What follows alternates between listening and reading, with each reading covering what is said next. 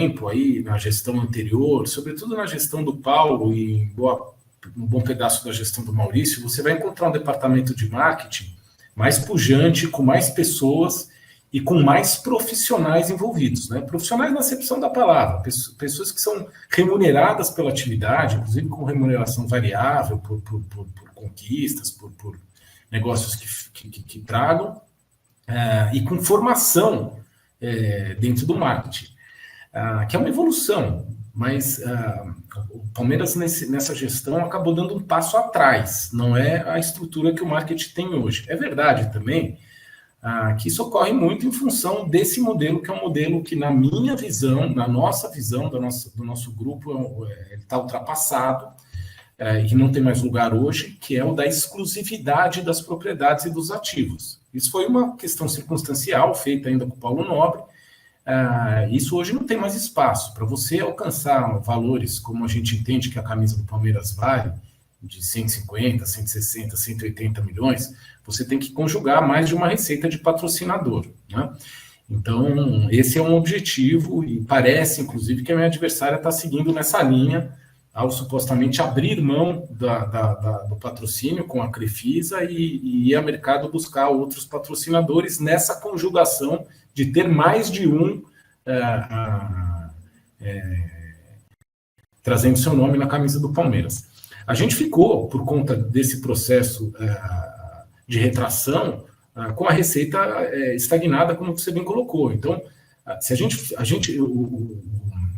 a equipe da coordenação da parte financeira, né, e que fez os estudos econômicos da nossa campanha, inclusive em termos do plano de gestão, faz um cálculo popular da casa de 100 milhões de reais, um pouco mais, um pouco menos, só por conta da falta de correção do contrato no período, tá? Veja, não é incrementar o contrato, fazer o contrato ser maior do que ele era, ou trazer outro patrocinador. É pegar o contrato existente, que foi mantido o mesmo valor da gestão do Maurício para da presidente, sem correção monetária, sem reajustamento.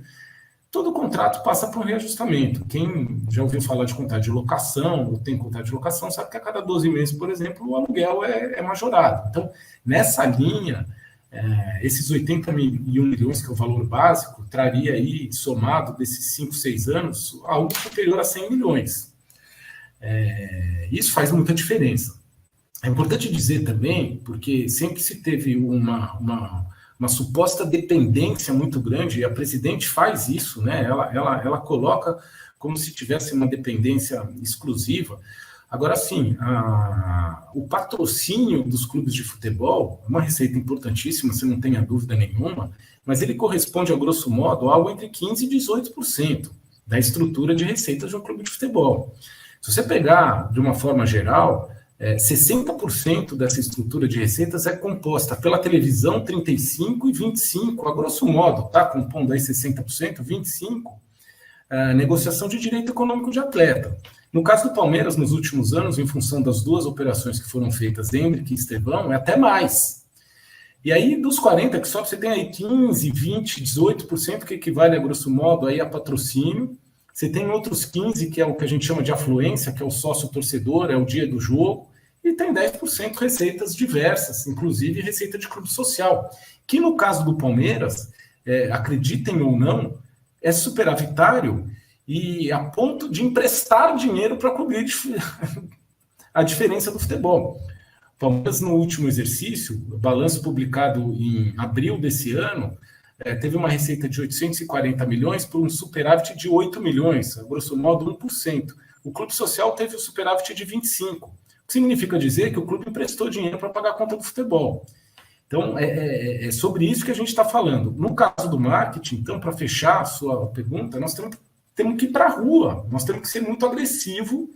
Claro que haverão contratos já celebrados, eu não tenho dúvida nenhuma disso, porque o contrato do patrocínio Master está para ser fechado, e até onde eu sei vai ser anunciado no começo da próxima semana, a renovação com a Puma também, mas você vai abrir espaço para outros patrocínios, seja na camisa do time de futebol profissional, masculino, seja para outras propriedades do clube. Porque hoje esse modelo de exclusividade, que eu repito, não faz mais nenhum sentido, ele envolve até o clube social. Você vai lá, agora, 2 sextas-feiras atrás, nós tivemos lá abertura das Olimpíadas do Palmeiras, algo tão tradicional dentro do clube, e a criançada usando o material da Crefisa. Isso não está certo, né? Então, há muito o que fazer, mas eu acho que retomar o caminho da profissionalização, que era um caminho que foi iniciado pelo Paulo e abortado pela atual gestão, é o grande objetivo da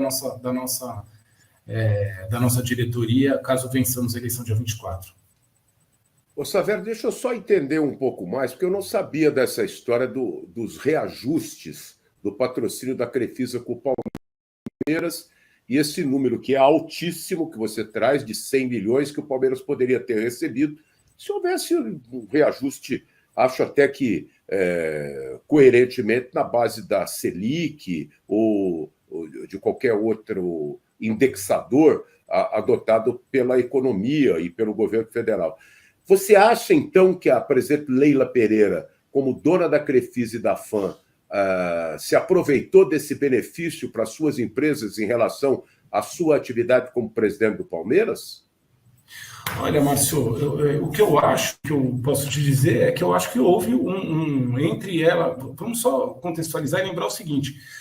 Quando o contrato dela venceu, a renovação foi feita nos últimos momentos da gestão do Maurício Gagliotti. Por que foi feito isso? Porque, como se alegava e sempre se discute muito a questão do conflito de interesses, esse lugar que a minha adversária não admite, em hipótese nenhuma, a existência de conflitos de interesse, né, o que é um absurdo, porque eu sempre falei, seria muito mais fácil, muito mais lícito, mais legítimo a ela que não negasse a existência do conflito e, pelo contrário, propusesse situações para mitigar o conflito, né? Porque só ficar batendo, onde existe conflito de interesses numa pessoa que só quer ajudar?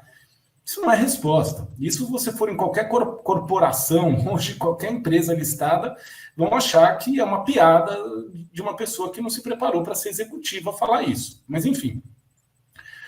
Na renovação feita pelo Maurício, o grande objetivo era antecipar esse processo de renovação para que não corresse o risco dela eleita, como seria, dado que não teve adversária, falamos disso no começo da transmissão, não teve adversária, ela ia ganhar e no dia seguinte ela tem que fazer uma renovação dela consigo mesma. Ela sentar numa mesa de um lado, assinar o contrato, dar a volta na mesa, sentar na outra cadeira e assinar o mesmo contrato, tá certo? Dado que ela é a parte que decide pelas duas.